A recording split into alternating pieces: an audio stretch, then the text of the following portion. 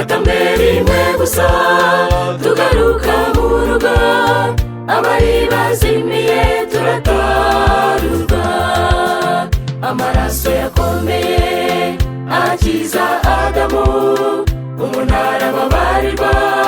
Reka tumuririmbire indirimbo y'ishimwe, niyo wicaye ku ntebe y'umwana w'intama we wadukunze. Uwo munsi nazanezerwa, nzamuririmbira indirimbo ye.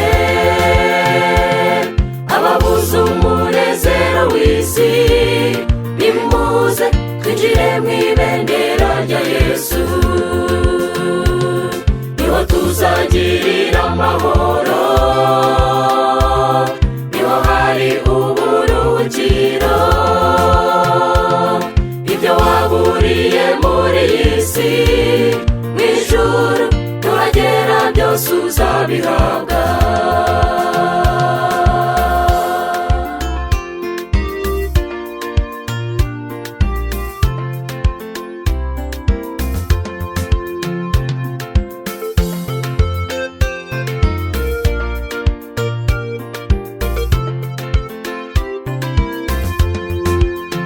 Abari bazimiye tugira umudendezo, twagirwa wifata bisayo byose, bishyirwa mu gituza cya nyir'ibihe byose.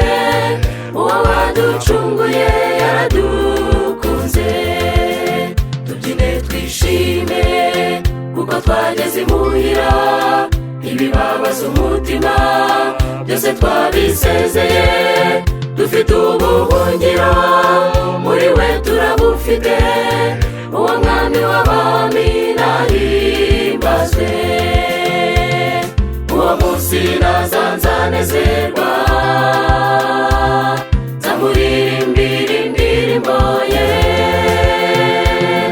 Ababuze umunezero w'isi nimuze twinjire mu ibendera rya Yesu, niho tuzagirira amahoro, niho hari uburuhukiro. Ibyo waburiye muri iyi si, mu ijuru tuhagera byose uzabihabwa.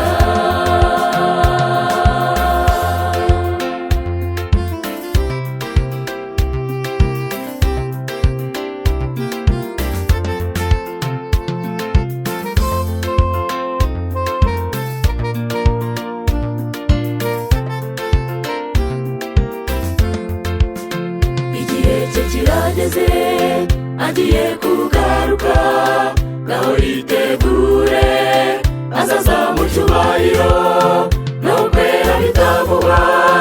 Azavuma icyaha, azahagarika urupfu ibihe byose.